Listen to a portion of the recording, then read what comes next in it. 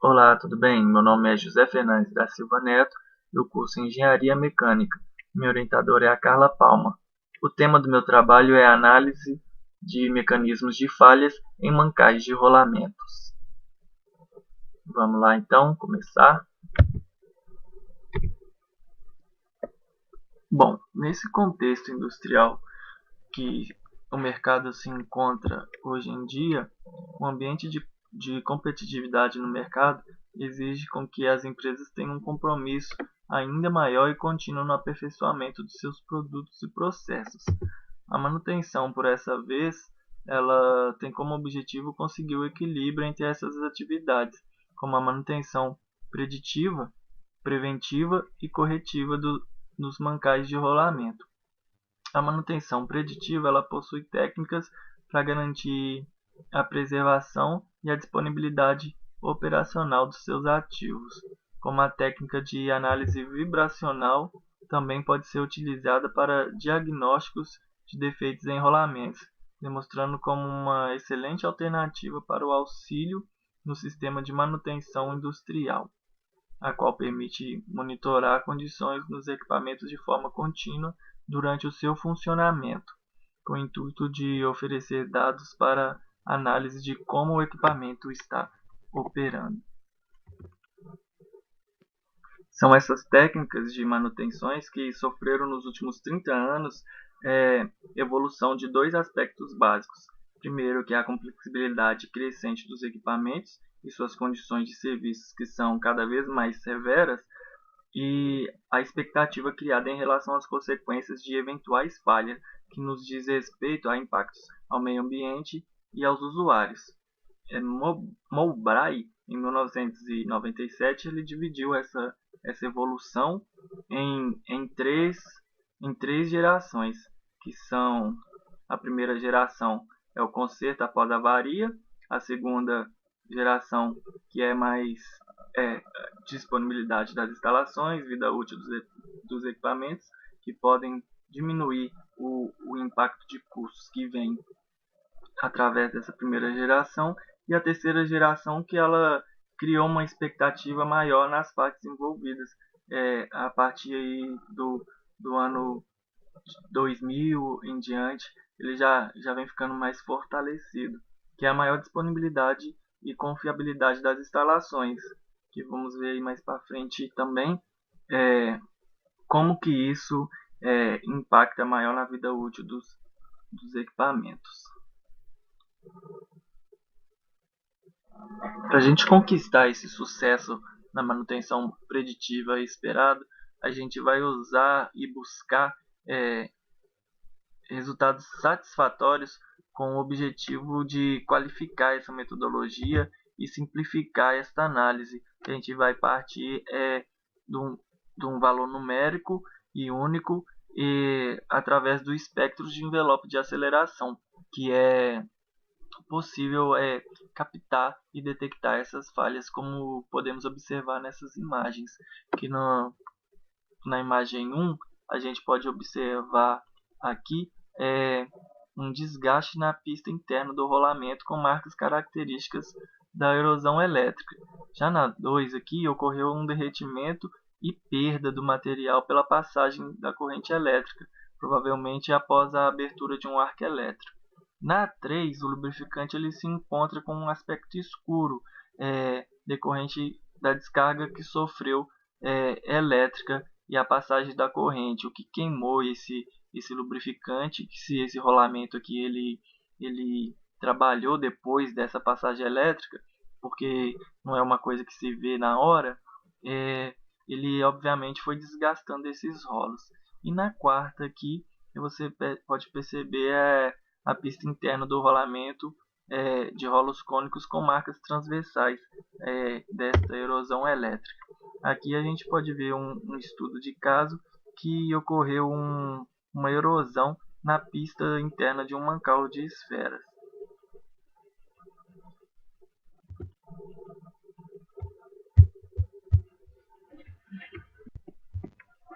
Sendo assim, de acordo com o que nós falamos anteriormente, Barilli, em 2013, ele já previa isso, que com essa demanda, com essa disputa nos mercados, essa exigência, essa produtividade em alta e, e cada vez mais severa, as altas taxas de utilização e faixas de potências máximas ao limite, a manutenção preditiva ela ganhou muito destaque com isso, possibilitando o usuário, ou seja, quem que faz essa análise de vibração, identificar essas falhas que nós vimos anteriormente em momentos iniciais, como eu estava dizendo, o que contribui diretamente para a garantia e um bom desempenho do trabalho, do trabalho do equipamento e da produção também.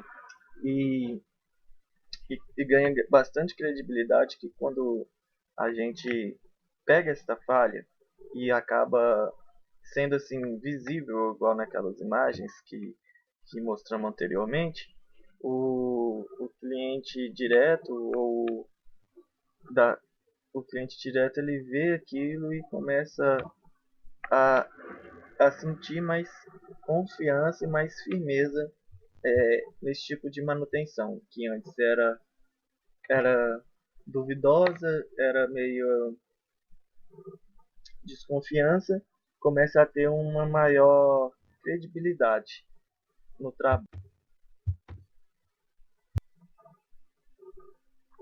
Mas para que a gente possa executar de melhor maneira essa manutenção preditiva, essa análise de vibração, a gente necessita conhecer o que são esses mancais de rolamento, para que eles servem, como eles funcionam. A partir daí, a gente poder extrair da melhor maneira os dados e realizar uma melhor análise dos sinais extraídos a partir desses mancais.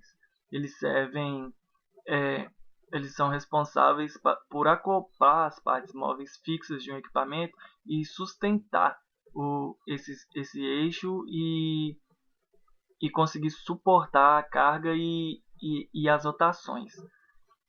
Então existem diferentes tipos de rolamentos que são projetados para suportar tanto carga radial como axial e também as cargas combinadas. Aqui nós podemos ver a ilustração de como é um mancal de rolamento. Uma ilustração simples, mas que nos mostra de que ele é composto, que é a parte maciça, que geralmente é de ferro fundido, e aqui dentro dela vai o rolamento, que neste desenho aqui é um rolamento de esferas, e passa por este rolamento, passa o eixo do equipamento, onde o rolamento é o que tem que suportar as cargas e esta rotação. Aqui a gente já pode observar nesse desenho, essa figura A, é um rolamento de esfera, onde na figura B também é um rolamento de, de mancais de cilindros, e na figura C a gente chama de agulhas, que basicamente é um mancal de cilindro, porém esses cilindros eles são mais longos e mais finos, possuem mais dessas carreirinhas aqui, digamos assim, de agulhas, por isso ele é chamado de rolamento de agulha. E na figura D nós temos o mancais de troncos de cone. Ele também é parecido com mancais de cilindro, só que ele tem um formato cônico. E para a gente conhecer o rolamento um pouco mais por dentro, aqui nós temos as partes do rolamento. Que aqui a parte de fora ela é a pista externa, que vai de contato com o mancal. Alguns a chamam de capa de rolamento também. Aqui depois dela nós temos o elemento rolante, que ele vai preso aqui entre essa gaiola aqui de aço, que tem a finalidade de manter os elementos distanciados para promover uma distribuição das cargas homogênea. Depois aqui vem a pista interna do rolamento, que é a que mais sofre devido à rotação e às cargas que o rolamento suporta. Essa parte mais escura aqui ela é a blindagem do rolamento, que serve para inibir a contaminação do mesmo. A análise de vibração ela tem como objetivo reduzir a probabilidade da falha ou por avaria desastrosas causada por quebra. Isso podemos dar como exemplo uma prensa de uma linha de produção. Se ela for a prensa principal e ela quebrar durante a produção, todas as outras que vêm depois dela estarão paradas e prejudicando assim a produção. Porque mesmo elas estando em perfeito funcionamento, elas dependem da, da que antecede para dar seguimento à sua produção. E isso, segundo Tamagna, em 2004, ele já vem falando sobre o, o funcionamento apropriado desses dispositivos, já que grande parte dessas aplicações são mancais de rolamentos e que são classificados como componentes críticos de uma indústria, uma vez que a ocorrência de falha desse dispositivo constitui a principal causa de colapso das máquinas rotativas, como eu disse.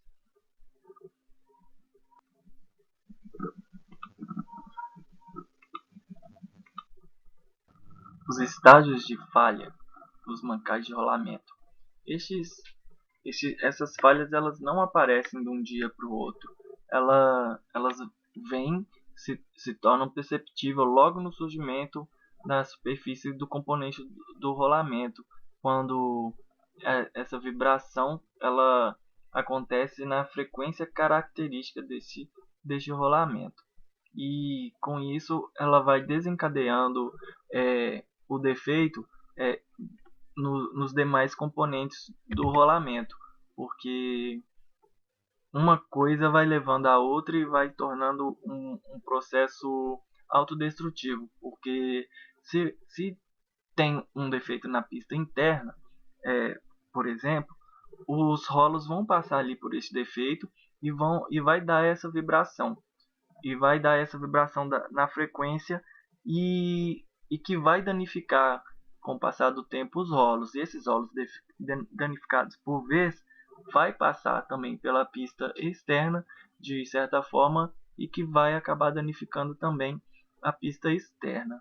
E sem contar também a gaiola, ou seja, é um processo autodestrutivo que, se não tratado ou corrigido, ele vai agravado pela própria vibração originada pelos defeitos. Em Mena, ele separou esses estágios em 4 etapas. Nesse primeiro estágio, ele é quase imperceptível para o inspetor, mas aí aparecem as primeiras evidências do estado de falha de um rolamento. Os níveis do ruído ele é audível pelo ser humano e a temperatura nos mancais do equipamento em operação elas mantém-se normal, sendo perceptíveis acréscimos mensuráveis no som ultrassônico, mas o valor global de vibração ele permanece inalterado. No segundo estágio, pequenos sinais de oxidação e pits sobre as superfícies começam a criar pulsos que são capazes de excitar as frequências naturais dos componentes do rolamento. Apesar dos defeitos ser quase imperceptíveis a olho nu, o nível de ruído audível ele aumenta sensivelmente e ainda permanecendo inalterada a temperatura do mangueiro. O nível de vibração no envelope de aceleração ele sofre alteração e as frequências características passam a ser perceptíveis em escalas logarítmicas. Já no terceiro estágio, as frequências de defeitos são bem evidentes no espectro de envelopes de aceleração. A razão de desgaste ela começa a aparecer consideravelmente, com os danos dos componentes do rolamento sendo claramente perceptíveis ao olho. Nisso também a temperatura do mancal ela inicia o processo de elevação. O nível do ruído ele sofre um aumento considerável. As frequências de defeitos elas serão visualizadas em escala linear e poderão estar ladeadas por bandas laterais distanciadas de uma vez a frequência de rotação do eixo. O quarto estágio ele se torna perigoso, na minha opinião, por vários motivos. A vibração, em primeira vez a frequência de rotação do eixo e seus harmônicos, ela cresce significativamente. As frequências características dos defeitos, elas estão ladeadas como no estágio 3, por bandas laterais múltiplas da frequência de rotação do eixo, sendo este um indício de que os danos eles se prolongaram em toda a extensão da superfície do componente danificado. O ruído do mancal ele torna-se muito mais forte e a sua temperatura aumenta consideravelmente, podendo ocorrer até mesmo o travamento do mancal se não tomadas medidas cabíveis rapidamente.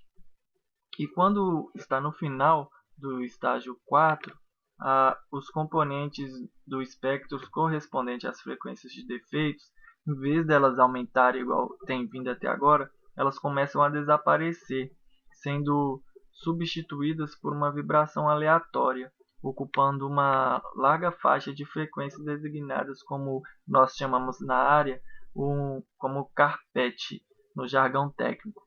Quem nunca ouviu falar num carpete elevado ou um carpete alto? E é isso que acontece. Podendo observar aqui nesta figura, aqui a gente tem o pico que é a velocidade do eixo. Quando a gente bate aqui o cursor do software nesse pico, aqui aparecem as bandas laterais que são harmônicas ao eixo de rotação. E aqui vai aparecendo mais ou menos assim, dependendo do software, os harmônicos de cada pico, que é correspondente ao defeito, que no caso desse espectro aqui é o de pista interna, que é, como eu disse, o que mais sofre.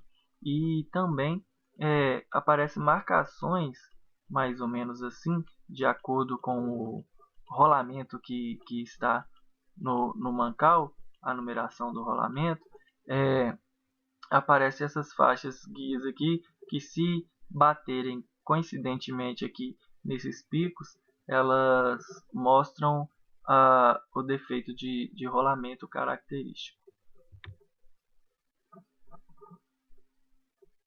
Cada equipamento ele vai ter a sua característica de vibração, como por exemplo uma peneira vibratória. Ela, como o próprio nome diz, ela trabalha com vibração em altíssimo grau, ou seja, não é porque ela está vibrando que ela está com um defeito. Por isso que a indústria hoje ela exige muito mais do que saber se o equipamento está vibrando. O intuito é saber de onde vem essa vibração por meio da análise das frequências predominantes no sistema. Tendo como base essas informações, vai ser aplicado a análise vibracional para detecção de defeitos em mancais de rolamentos com o intuito de reduzir esses custos da manutenção. Aqui foram as referências que eu encontrei para poder unir no meu trabalho a teoria à prática. Eu agradeço muito a coordenadora do meu curso, Rosemary. Eu sou muito feliz em poder estar formando na gestão dela. Os professores Eliton e Ayrton, que puderam aí ceder um pequeno tempo precioso seus aí para poder examinar e avaliar meu trabalho. A Fernanda, que pela luz que ela nos deu, pelos debates nos WhatsApps, e a Carla Palma também, que não poupou esforços para estar nos ajudando mesmo à distância. Agradeço muito aos meus pais, eu cheguei até aqui por eles, e também os meus amigos e familiares, que sem o incentivo deles, hoje eu não estaria finalizando mais esse projeto na minha vida.